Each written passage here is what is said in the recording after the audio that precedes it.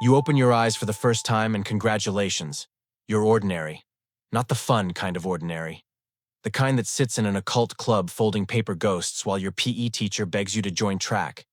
You could be an athlete. You have the body for it. But why bother? Life is fine. You have friends. You have time. You have a grandfather coughing his lungs out in a hospital bed. He dies, by the way, right after telling you to help people, even if they're ungrateful, even if it hurts. You nod, tears streaming, not understanding that this man just handed you a curse worse than any demon. Hours later, you're holding a mummified finger that reeks of death. Your classmates are about to be eaten by a monster. You have no powers, no training, no plan. So you do the only logical thing. You swallow it.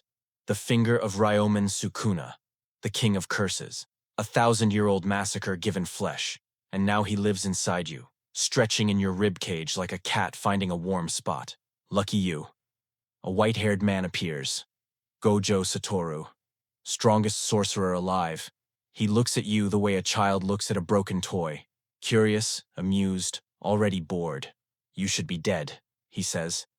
But you're not. Interesting. Here's your reward for heroism. A death sentence. The elders want you executed. Sukuna is too dangerous. You are too dangerous. But Gojo offers a deal. Die now. Or eat all 20 fingers, become a complete vessel, and die later. You choose later. Not because you're brave.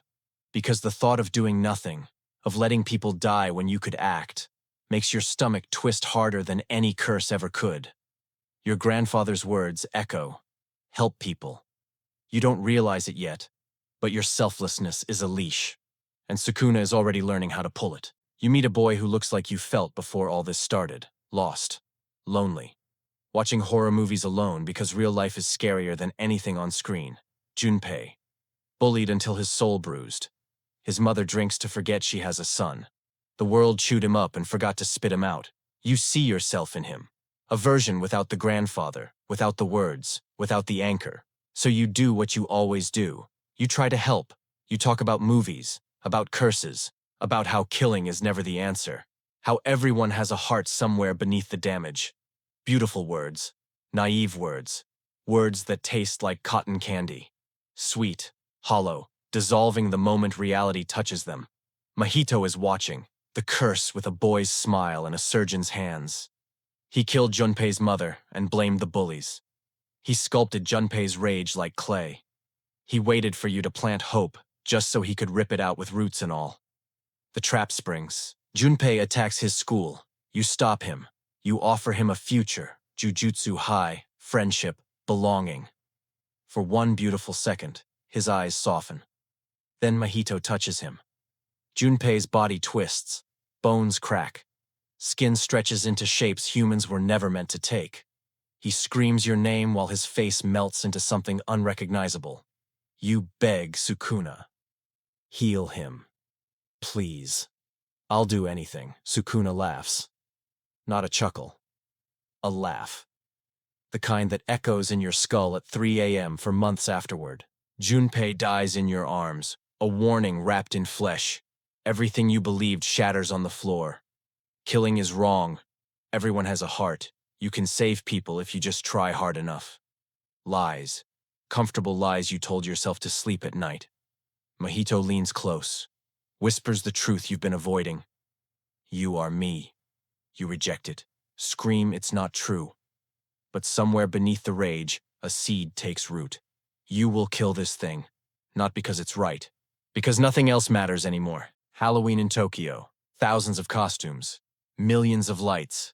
And beneath the celebration, a trap designed to break the world. They seal Gojo.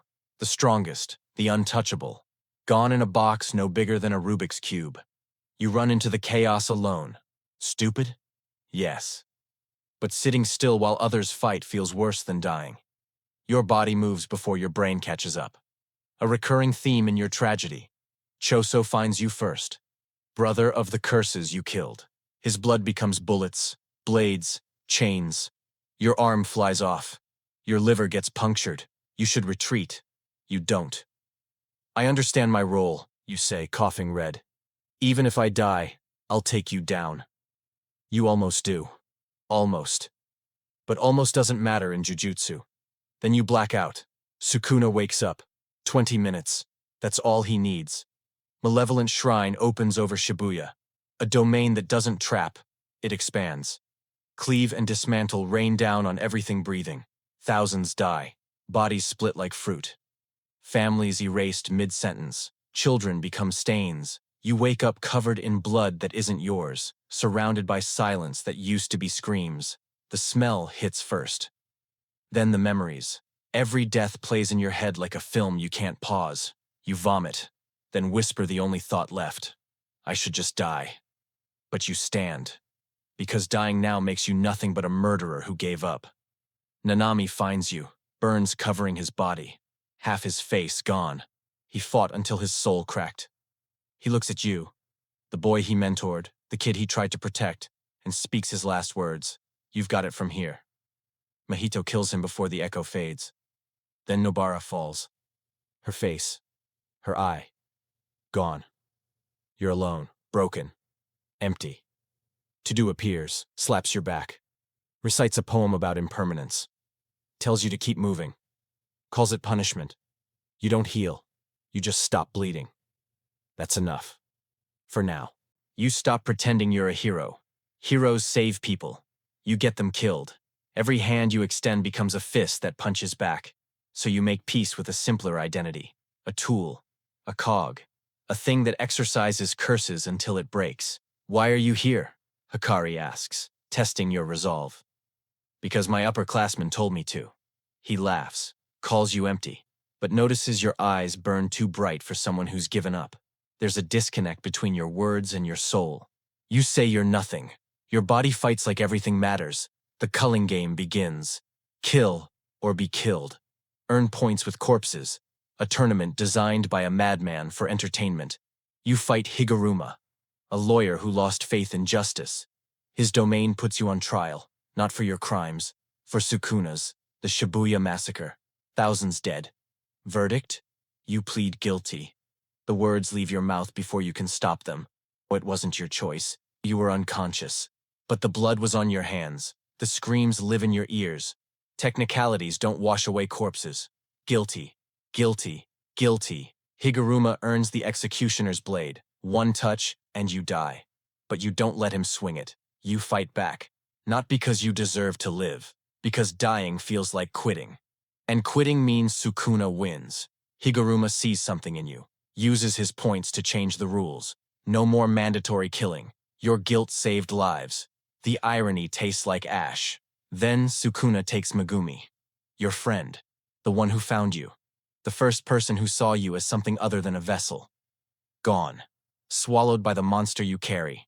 Your fault. Again. Gojo returns. Fights Sukuna. The battle of the century. Gods colliding while mortals watch. Gojo falls. Now there's no one left between you and the King of Curses. You step forward, not ready, not strong enough, but still stepping. You open your domain, not a cathedral of death, not a slaughterhouse of techniques. Your neighborhood, sunlight filtering through clotheslines, cicadas screaming summer, the smell of grass after rain. Sukuna stands beside you, confused, annoyed. The King of Curses trapped in a memory of catching crayfish. You don't attack. You walk. This is where I grew up, you say. That's the river where I thought the biggest fish meant everything. That corner is where I heard bells at night and believed it was Santa. He watches. Waits for the trick. The trap. The revenge. It never comes. You show him your grandfather sick in bed. The talks about euthanasia. The guilt of watching someone you love dissolve. You show him Junpei's twisted smile. Nanami's burning hand, Nobara's empty eye socket. Then you stop. I used to think dying the right way mattered. Fulfilling your role. Leaving something behind. You pause. I was wrong. Sukuna scoffs. Then what matters? Eating, sleeping, walking the dog, watching stupid movies with someone who laughs at the wrong parts. Your voice doesn't waver. Even if you leave nothing behind. Even if nobody remembers. The fragments of being alive, that's enough. He doesn't understand. 1,000 years of strength, and he can't comprehend catching crayfish with a child's joy. You pity him. Not hatred. Not rage. Pity. For someone who never learned that power means nothing if you're alone with it. That's your revenge. Compassion sharper than any blade. Release Megumi, or die.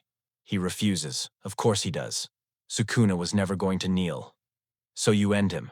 Black flash after black flash, fist through ancient flesh. The king falls not to a hero, but to a boy who finally stopped trying to be one. Nobara returns. Megumi wakes. The sun rises on a world that doesn't need saving today. You keep walking. Keep helping, not for meaning, because that's just who you are.